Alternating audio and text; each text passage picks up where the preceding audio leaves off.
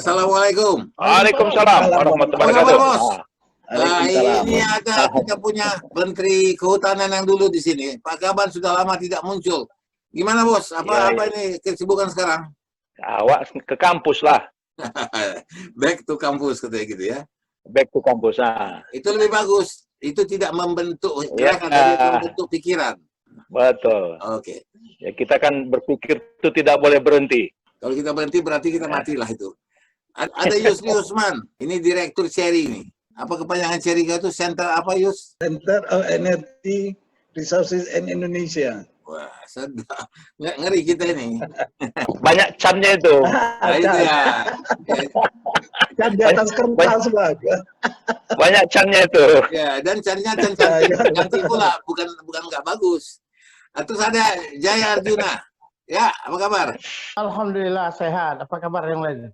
Ya. Alhamdulillah sehat semua, Bang Jaya. Aku kawan Ludi aku. Oh ya. Oh, Udah lama juga nggak kontak ya. Kalau di Medan paling cerewet dia nih. Protes terus kalau si ini. Oke, Bos. Jadi gini, beberapa hari lalu adalah berita yang aku baca, yang kita lihat sama-sama. Yaitu, ya beritanya begini ya, dia bilang punya utang 48 triliun, PTPN 3 ajukan restrukturisasi dan rencana jual aset. Ini berita cukup menggelitik, mengganggu lah ya. Jadi sebenarnya apa yang terjadi? Ada kerugian-kerugian di sana katanya yang kemudian ditutupi dengan pinjaman. Ini agak susah, atau dijual, bukan pinjaman, dijual. Nah, saya pikir kita coba berdialog tentang ini, apakah ini langkah yang tepat, apakah langkah yang baik. Jadi bukan hanya baik, tapi harus tepat juga. Tentu saya lihat kepada Yus dulu. Yus, bagaimana itu persoalannya, Yus? Sebetulnya kalau kita lihat, kita kilas balik ke belakang, potensi kerugian yang akan dialami oleh banyak PTPN ini sebetulnya hanya persoalan waktu aja itu meledak ke publik. Karena saya tahun 2007 juga sudah melakukan audit di beberapa PTPN, baik di Sumatera Utara maupun di Kalimantan. Kemudian pada saat itu kita mendengar di tahun 2007 ada salah satu PTPN yaitu PTPN 2 yang kesulitan arus kasnya menyebabkan beberapa bulan tertunda pembayaran gaji karyawannya. Namun direksinya tiap pagi ketemu saya duduk di Hotel Tiara. Itulah awal mula merebak pada saat itu 2007-an. Nah, kemudian di 2017 saya sudah membuat beberapa tulisan kepada Menteri BUMN dan banyak muncul di media. Karena di tahun 2014 dengan PP nomor 72 2014 terjadilah holdingisasi PTPN 1 sampai PTPN 14 yang di Makassar, PTPN 1 di Aceh, PTPN 2 di Sumut, PTPN 3, 4, 5 di Riau, 6 di Jambi, 7 di Lampung, 8 di Jawa Barat, 9, 10, 11, 12 itu daerah Jawa Timur, Jawa Tengah sama Jawa Timur. Dengan variasi beberapa tanaman yang kita tahu itu paling mayoritas mereka menanam sawit. Nah, lucunya kita tahu bahwa lahan-lahan PTPN ini adalah peninggalan sejak zaman Belanda. Yang itu menempati lahan, boleh katakan lahan kelas 1. Kesesuaian lahannya, baik dengan iklimnya, harusnya PTPN itu semakin tahun semakin besar, bukan semakin yang seperti yang kita saksikan sekarang. Pada Juli tahun yang lalu, keluarlah ada surat yang dikeluarkan oleh holding PTPN sesudah digabung pada tahun 2014 oleh PP 72 itu, di masa Menek BUMN waktu itu masih Pak Dahlan Iskan. Makanya merebak surat dari holding PTPN kepada Jamdatun untuk minta pendapat hukum akibat terjadi beberapa potensi gagal bayar oleh beberapa anggota holding PTPN ini. Karena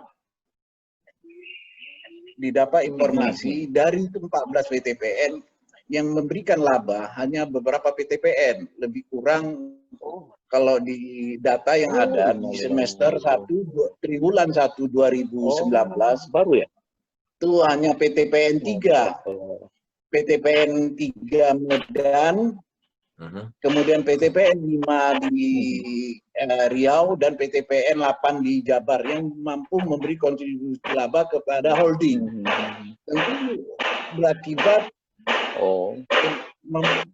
mengganggu cash flow holding karena ada potensi gagal bayar waktu itu tercatat hampir 48 triliun. Kemudian kita tahu lagi di tahun 2020 ini PTPN adalah holding PTPN adalah dari 12 BUMN yang menerima PNM sebesar 4 triliun. Tentu untuk menyuplai cash flow-nya yang lagi sakit. Tentu kan ini menyedihkan sekali kita sebagai warga negara melihat kebun swasta yang hanya menempatkan tanamannya itu di lahan kelas 2, kelas 3, tapi bisa produktivitasnya jauh lebih tinggi daripada lahan-lahan PTPN yang berada di kelas 1. Kesalahan mulai dari hulu ke hilirnya, yaitu melalui bisa jadi salah memilih bibit, kedua salah menanam, salah merawat, sama salah dalam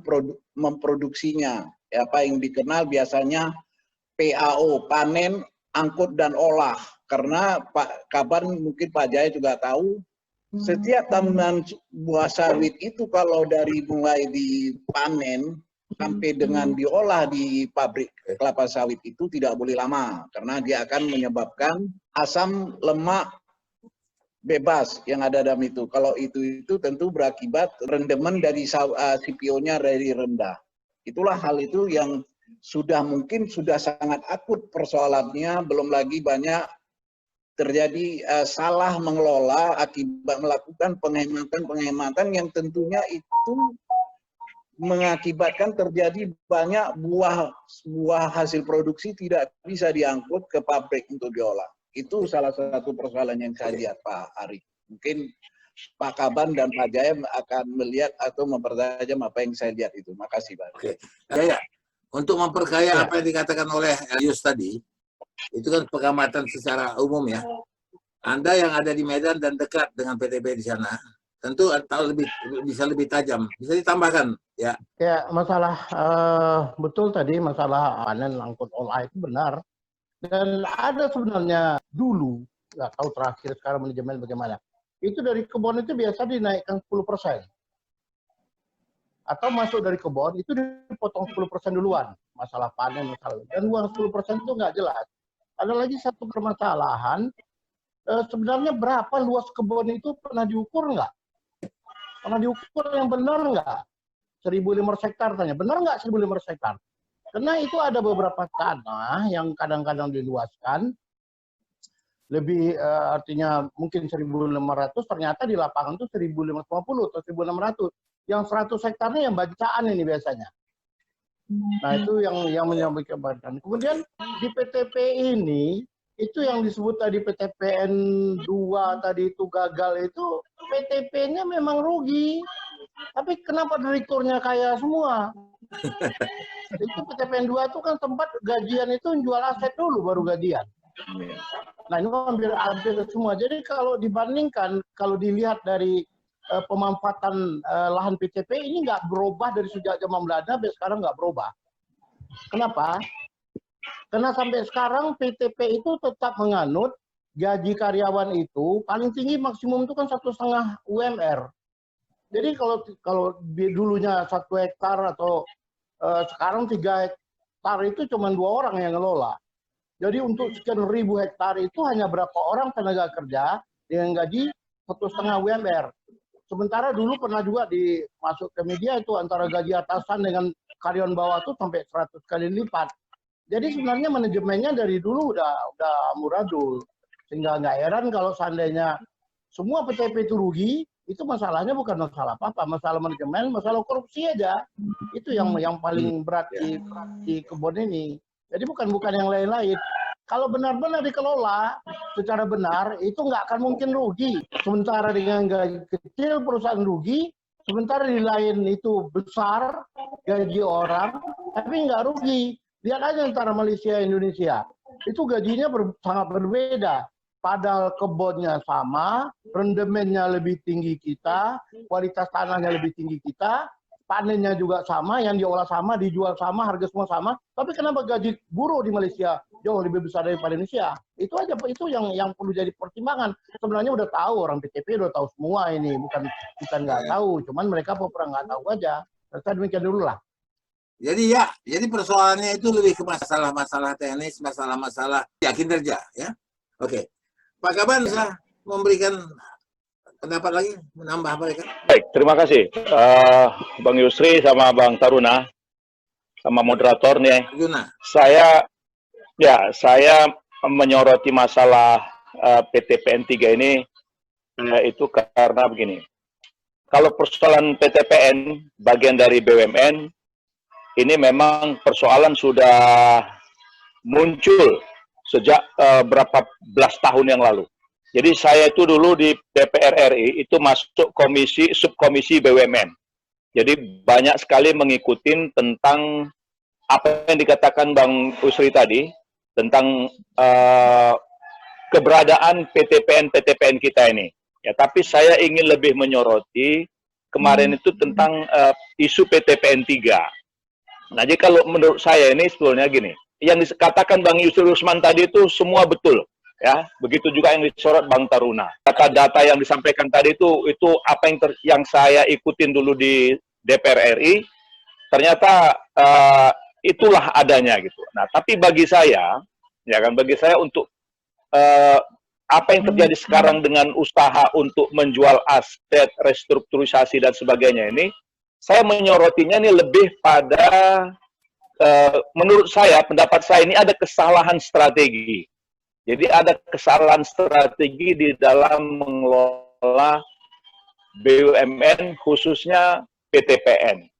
Karena tadi begini, luasan kebun-kebun PTPN dibandingkan dengan luasan kebun-kebun swasta itu jauh lebih kecil. Ya. Jadi luasan kebun PTPN itu PTPN 1 sampai tadi disebutkan PTPN 13 atau 14, di total seluruh kawasan luasannya itu dibandingkan dengan swasta itu kecil, ya, itu sangat kecil, ya.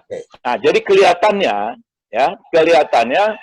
Kementerian BUMN ini seperti tidak memperhatikan serius tentang keberadaan BUMN PTPN ini, sehingga di dalam perumusan kebijakannya, menurut pendapat saya cenderung yang penting masih ada. Padahal kalau kita kembali kepada Undang-Undang Dasar, ya kan, ini kan badan usaha milik negara, biar bagaimanapun kontribusinya sangat besar untuk negara, ya. Terlepas dengan segala macam kelemahan-kelemahan yang dimiliki tadi, ya. Nah, tadi seperti dibilang Bang Taruna itu bahwa potong 10% di muka, ya kan, yaitu memang model-model kebijakan internal tidak hanya di perusahaan BUMN, di swasta juga ada itu. Nah, tapi yang saya ingin soroti tadi ini adalah masalah strategi. Jadi strategi untuk pengembangan BUMN sekarang ini itu sejak regrouping, ya, regrouping yang dulu dilakukan zaman Pak Harto dan di zaman kemudian sekarang ditimpa dengan holding, menurut saya itu sangat keliru, ya, sangat keliru.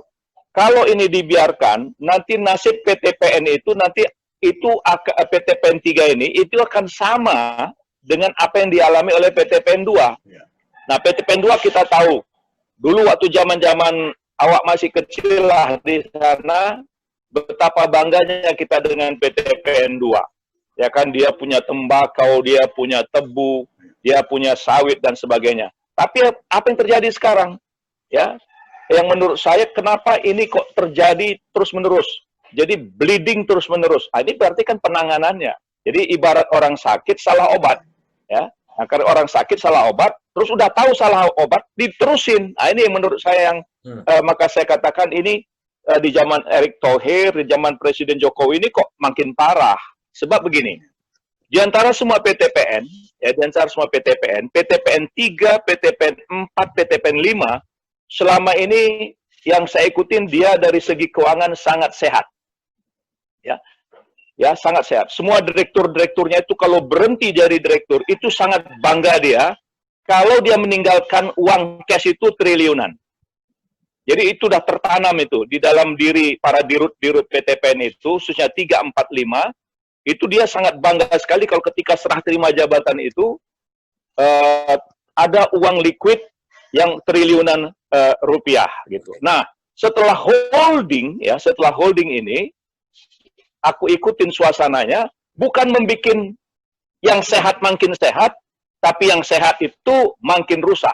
Ah, inilah yang dialami oleh PTPN 3, 4, dan 5.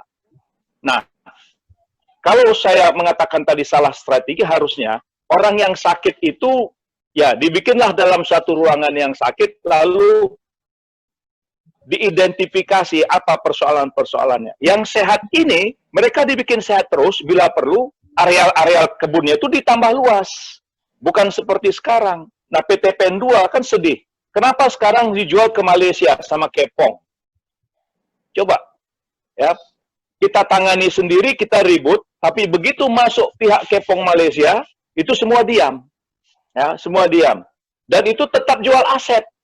Ya, jadi aset-aset PTPN 2 itu yang di jalan-jalan arteri yang bagus di Medan itu, satu persatu mulai dijual ke swasta. Kan kemudian banyak kasus-kasus masuk ke pengadilan, gitu kan. Nah, jadi saya tidak ingin, ya, saya tidak ingin kesalahan strategi itu dilanjutkan.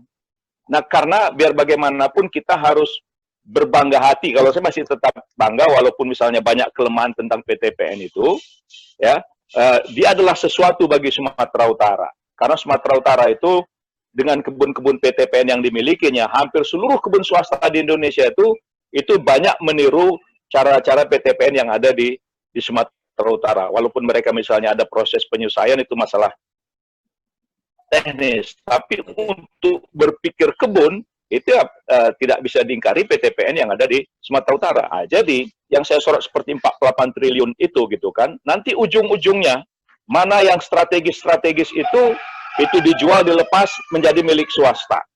Nah, kalau saya, prinsip saya begini, kalau kita tidak bisa nambahin, ya jangan ngurangi lah gitu. Ya, jadi kalau saya itu berpikir gitu ya. Jadi kalau kita tidak bisa menambah aset itu, jangan mengurangi aset. Nah, disinilah strategi yang harus dirumuskan oleh orang-orang BUMN itu. Nah, itu yang kemarin saya sorot. Saya sebagai orang yang besar di PTPN 3 merasa sangat prihatin karena sejak zaman Belanda, ya, setelah merdeka namanya PNP, ya, setelah kemudian berubah menjadi PTPN, berubah lagi jadi PTPN 3. Ya, jadi aku tuh kecil tuh di PTPN 3, ya, sampai besar, sampai kuliah, terus sering balik ke sana. Nah, sekarang pun kalau aku balik ke Medan, sering ke sana itu nguping-nguping juga apa bahasa-bahasa mereka tentang manajemen PTPN setelah menjadi holding ini gitu. Nah, jadi saya melihat ya ada kesalahan di dalam strategi pengembangan BUMN, khususnya model-model PTPN 3 yang mereka itu sekarang ini, kalau begini, tadi saya mengatakan bahwasanya semua dirut-dirut itu dulu bangga kalau dia meninggalkan uang cash yang banyak. Sekarang terbalik, para direktur-direktur itu sangat bangga dia kalau dia pinjam uang ke bank. Ya, dia pinjam uang ke bank. Nah, sekarang berapa banyak PTPN itu yang sebetulnya untuk membiayai dirinya sendiri pun tidak sanggup, dia berutang ke bank, lalu PTPN 3, PTPN 4, PTPN 5 lah yang harus membayar semua utang-utang itu, dan pemerintah tidak pernah menghitung itu sebagai apa. Nah, ini yang menurut saya sebuah cara berpikir dari strategi holding yang tidak akan memberikan kemajuan gitu, tidak akan memberikan manfaat yang besar gitu. Kita sering mengatakan swasta gitu kan. Tapi BUMN tidak pernah diberi kesempatan ya untuk bagaimana dia memanage secara swasta, kan nggak fair juga gitu. Ya, jadi kalau kita mau sekarang ini kan lebih banyak pada kepala dilepas, ekor dipegang gitu.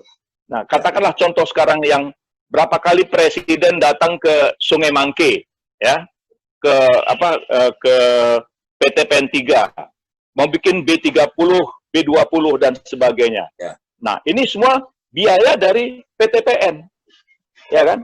Dipakai uangnya, tapi tidak pernah dihitung itu sebagai uang apa, uang saham atau bukan.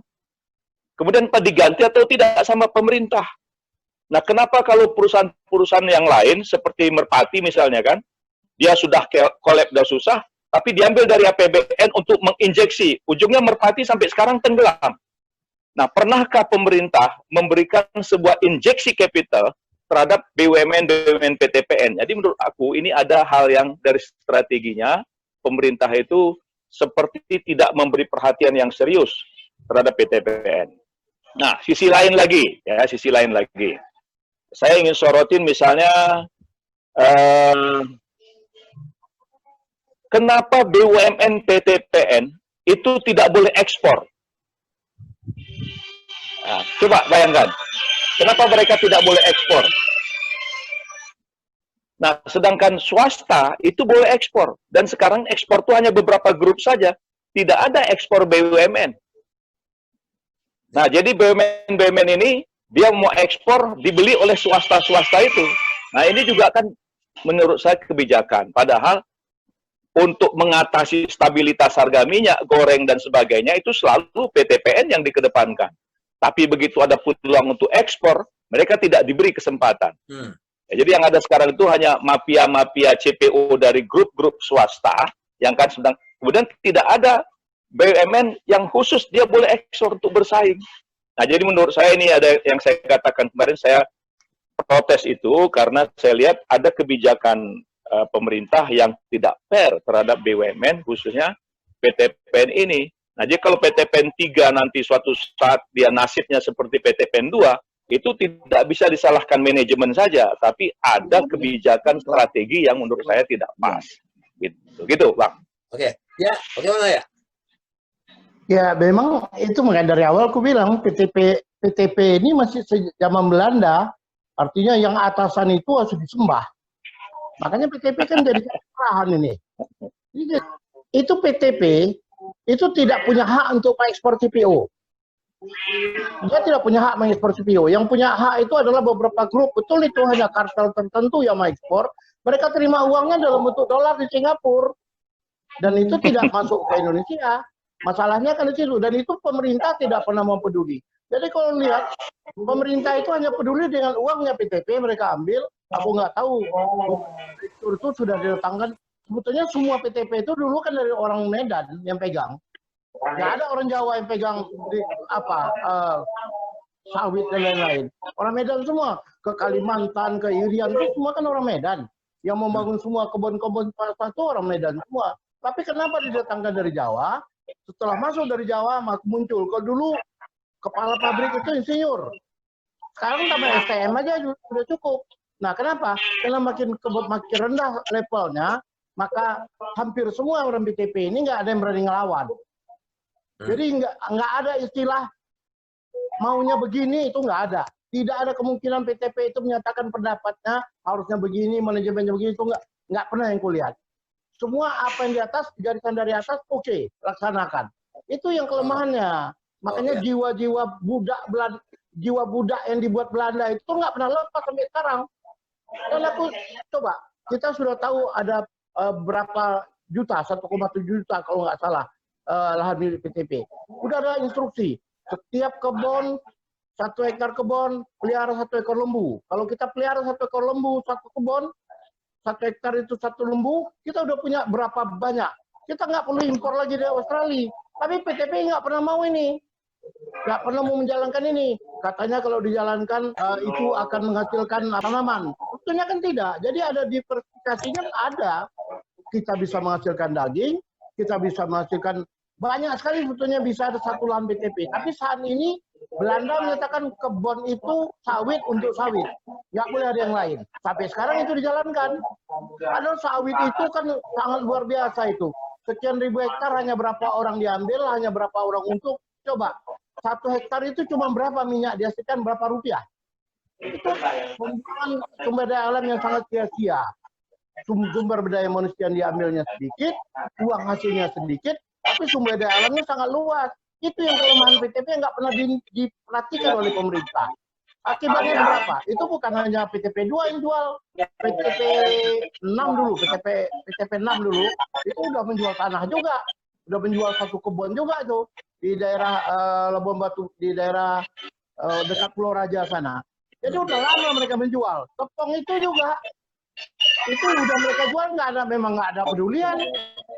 Jadi sebenarnya PTP ini dari dulu hidupnya sejak zaman Belanda, otak berpikirnya otak Belanda. Ya yang paling enak dari pusat store kemari, bayar upeti. Cuman itu dan di bawah nyatakan siap, hancurlah. Tengok kebun-kebun kita. Dulu yang begitu hebatnya tembakau, begitu hebatnya, semua hebat, paling hebat. Betul tadi itu, nyatakan Bung Kaban tadi, bahwasanya tanah kita itu tanah terbaik antara Sungai Ular dengan Sungai Wampu itu tanah yang terbaik. Sungai itu tanah yang terbaik untuk perkebunan, tapi hasilnya apa? Malaysia aja sangat rendah, rendemennya cuma 19% bisa untung. Masalahnya kita, rendemen kita itu cuma dihitung 18%. Untuk pembelian sawit hanya dihitung 18%. Sementara kita punya itu sampai 25%, 23%. Malaysia itu 19%. Nah, selisih ini untuk siapa untungnya? Dan coba lihat, tidak ada satupun usaha pemerintah untuk membuat kebun, untuk membuat pabrik untuk swasta. Semua harus jual ke swasta. Nggak ada, artinya masyarakat yang berkumpul tidak diberi kesempatan untuk membangun pabrik sawit. Harusnya uang itu, uang yang diekspor yang 10% dulu itu bisa dikumpulkan untuk menyerap sawit-sawit swasta, pribumi. Dan itu tidak diinginkan oleh pemerintah.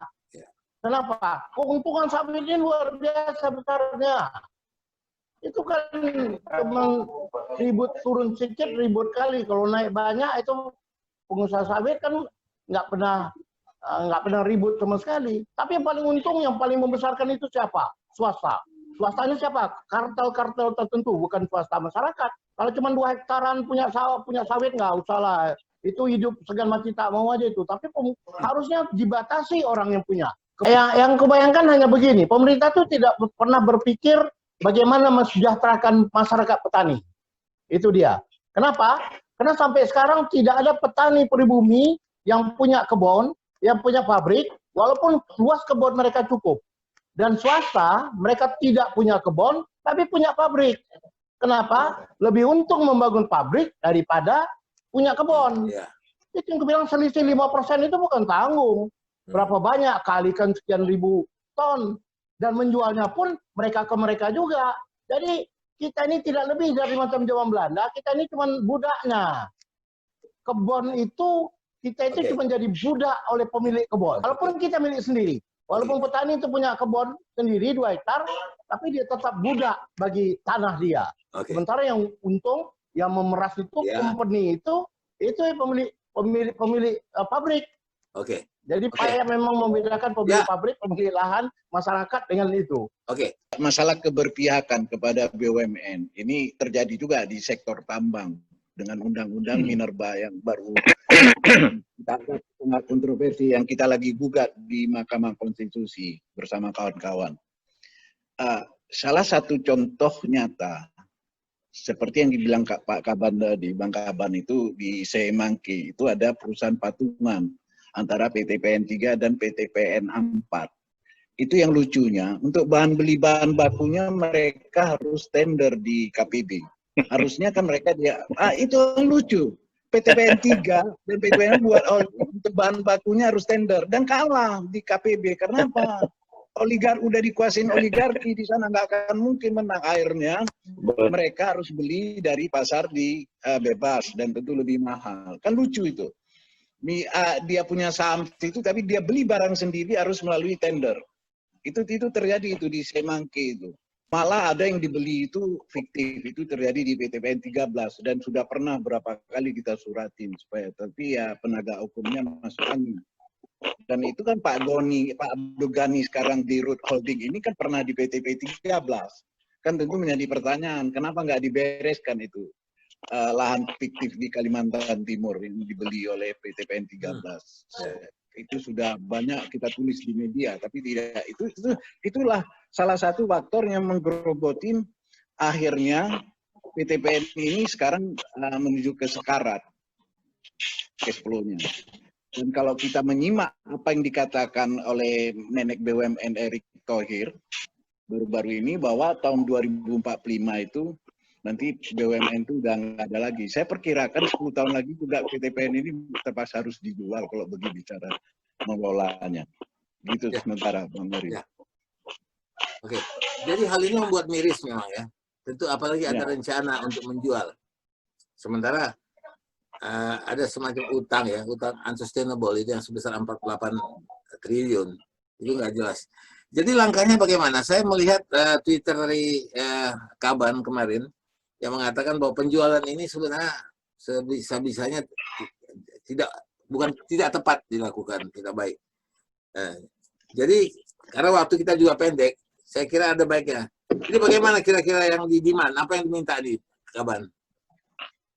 Jadi begini, saya tetap melihat PTPN, BUMN PTPN itu adalah satu institusi yang banyak memberikan kontribusi dengan catatan tadi kritik terhadap penanganan manajemennya.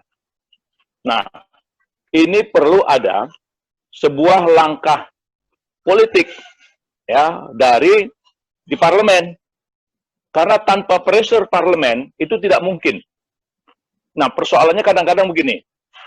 Ada hubungan yang tidak harmonis antara pengelola PTPN, PTPN dengan anggota-anggota parlemen. Nah, itu dulu saya alami betul, ya. Saya alami bagaimana saya begitu prihatin terhadap PTPN 9 di Jawa Tengah. Waktu itu kebetulan Dahlan yang jadi direkturnya. Nah, karena kita tahu PTPN itu kontribusinya bagus, ya kan? Nah, perlu pemerintah memberikan political will. Disitulah kita pressure, ya. Waktu itu saya sebagai anggota subkomisi itu memperingatkan pemerintah dan kemudian ada perhatian. Nah, begitu juga terhadap apa yang akan dialami oleh PTPN ini. Saya sangat berharap bahwa PTPN 3 ini sebagai sumber karena dia sebagai holdingnya itu jangan sampai terjadi seperti apa yang dialami PTPN 2. Akhirnya lahannya itu dipakai sama Kepong Malaysia, itu hampir 30 tahun nanti dipegang oleh Malaysia. Padahal ini persoalan kebijakan yang harus diberikan kepada PTPN. Jadi saya tetap berpikir gini, kalau bleeding, nah inilah tugas negara, pemerintahlah yang harus menginjeksinya itu, ya. Kalau saya selalu melihatnya lebih sederhana, ya, seperti yang dikatakan Bang Taruna tadi itu, jadi persoalan culture yang sudah begitu itu ya, karena memang culture BUMN itu begitu. Nah, ini memang satu proses tersendiri ya untuk bagaimana BUMN itu tampil lebih prima, tidak lagi seperti yang model-model sekarang. Tapi bagi saya, yang penting jangan sampai PTPN 3 itu, ya, PTPN 4, 5, dan bagaimana PTPN yang sedang tidak sehat itu, ya, mereka itu jangan menjadi beban PTPN yang sehat. Itu yang saya lihat, yang saya katakan tadi salah obat. Nah, jadi apapun ceritanya, ya, apapun ceritanya, ini kalau saya tetap akan mendesak Menek BUMN supaya persoalan holding PTPN 3 itu harus dievaluasi lagi, ya. Jangan terlalu gampang. Nanti lihat aja kan, apapun kan Erick ini kan dia pengusaha, ya. Jual, nanti kasih lagi pengusaha. Kita sudah tahu sekarang siapa pengusaha di Indonesia ini yang paling luas kebun-kebun sawitnya. Nanti akan jatuh ke situ-situ juga. Jadi kalau memang mau kalau saya ingin bahwa mesti ada perhatian yang lebih khusus terhadap PTPN ini, karena biar bagaimanapun mereka sudah punya kontribusi yang cukup besar gitu. Jadi jangan ketika mereka susah lalu kemudian diabaikan, diambil cara berpikir yang sangat pragmatis, jual. Nah, itu yang saya nggak cocok. Ya. Itu menurut saya. Yes? Aku perlu tambahkan sedikit. Oke, boleh. Kalau kulihat begini, sebenarnya ini PTPN ini itu orang swasta pun juga agak berminat mengambil PTP ini. Ada orang yang ingin dapat komisi penjualan. Kalau kulihat cuma itu, kenapa?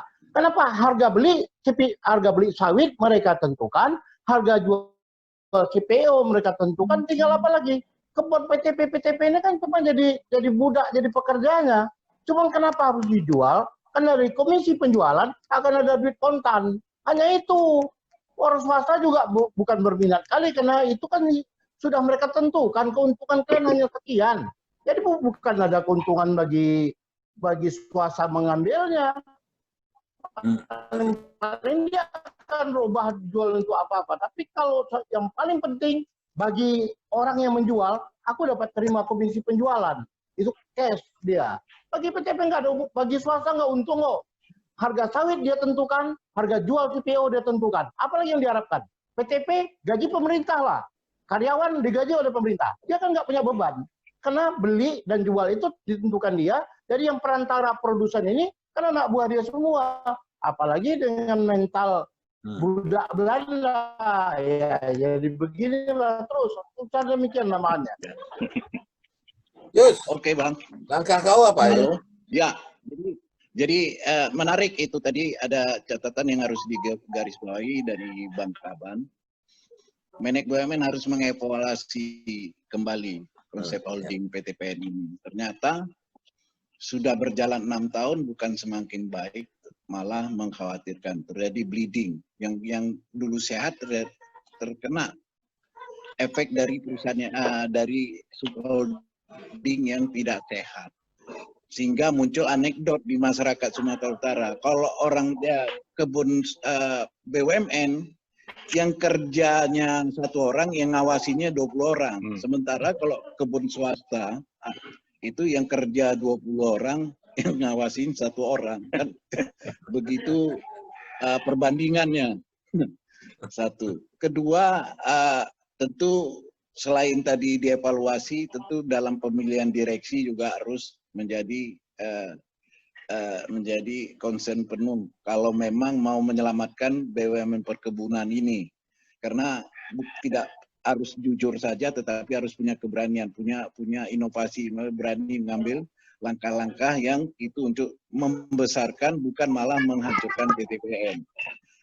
Kemudian bagus sekarangnya Bang Kaban tadi, perlu peran tekanan politik dari parlemen, khususnya dari komisi yang menyangkut BUMN. Hanya saja terjadi pencemaran juga, terjadi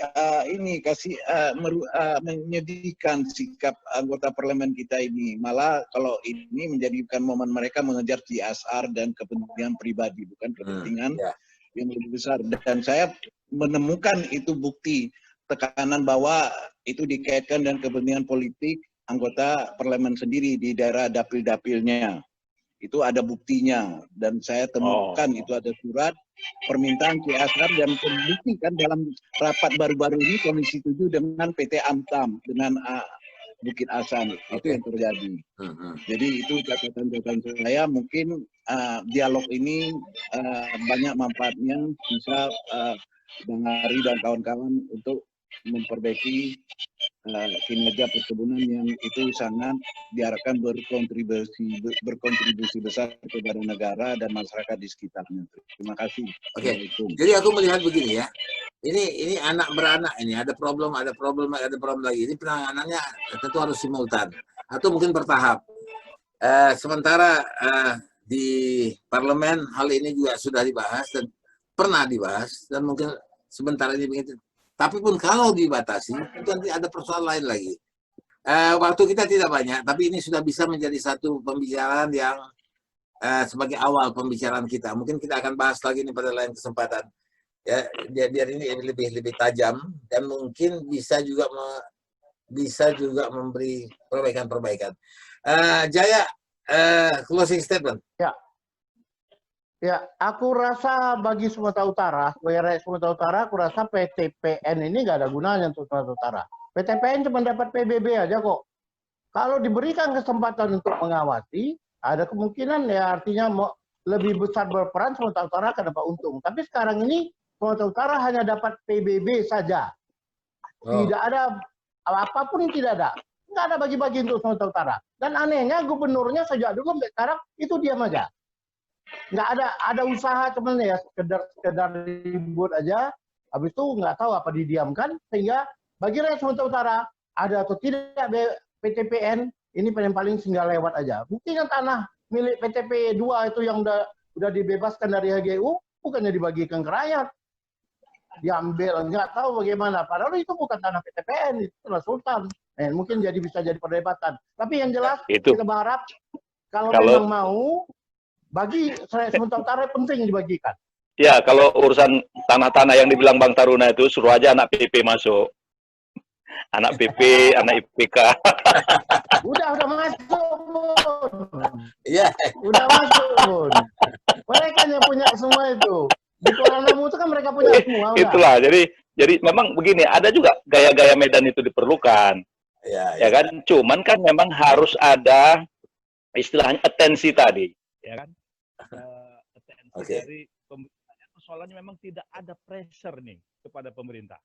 Jadi lolos saja gitu. Aku yang bilang Bang Taruna tadi bahwa PTP itu cuma PBB. Iya, betul. Kenapa? Karena memang tidak pernah ada tidak ada satu bill itu antara pemerintah provinsi dengan pemerintah pusat. Maksud saya begini, kalau perusahaan itu untung sekian, berapa persen itu masuk ke daerah? Nah, itu kan sebetulnya bisa diatur, ya. Menurut saya itu bisa diatur. Tapi juga dengan catatan, kalau perusahaan itu sedang mengalami bleeding, nah bisa nggak daerah juga ikut membantu? Nah, ini yang menurut saya perlu dibuat mekanismenya gitu. Jadi karena begini, karena memang tidak semua PTP itu produk-produk komoditinya boleh dikatakan sebagus kelapa sawit ya. Katakanlah perusahaan teh ya, yang ada di Jawa misalnya. Kalau tebu seharusnya PTPN 2 itu harus bangkit ya. Tapi inilah tadi saya katakan karena ada kebijakan yang sepertinya tidak mempedulikan, ya kan? Karena dianggap apa yang dikatakan Bang Taruna, ada culture ya, culture kolonial yang terus masih melengket di kalangan BUMN. Sehingga dia tidak bisa tumbuh atau tidak bisa berkembang. Ya, jadi oleh karena itu saya melihat bahwa perlu ada satu langkah, ya, satu langkah mengingatkan anggota-anggota parlemen kita di DPR RI agar punya perhatian yang serius terhadap masalah BUMN PTP ini. Karena begitu nanti itu jatuh ke pihak-pihak lain di luar, ya, kemudian tadi Bang Tarun tidak masuk jatuh ke masyarakat, ya kita akan rugi semua gitu.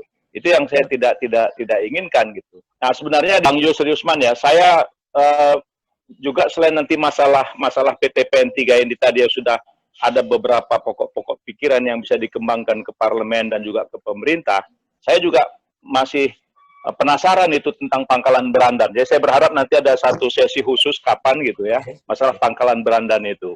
Ya. Nanti Bang Sri ini kan kalau perkara urusan minyak, mantap lah dia tuh. Ya, hafal dia. Ini pun banyak yang dia pegang ini, yang barangkali bisa dituturkan nanti. Banyak rahasia yang dia pegang. Iya. Jadi closing statement tadi dari Kaban. Nah, sekarang Yus, kasih closing statement Yus. Apa yang diharapkan dan apa ini bagaimana mengenai sekarang ya? Misal permintaan untuk menjual itu. Terima kasih. Seperti yang yang seperti dikatakan Bang Kaban itu baik. Itu harus dicari solusi bagaimana menyelamatkan PTPN ini.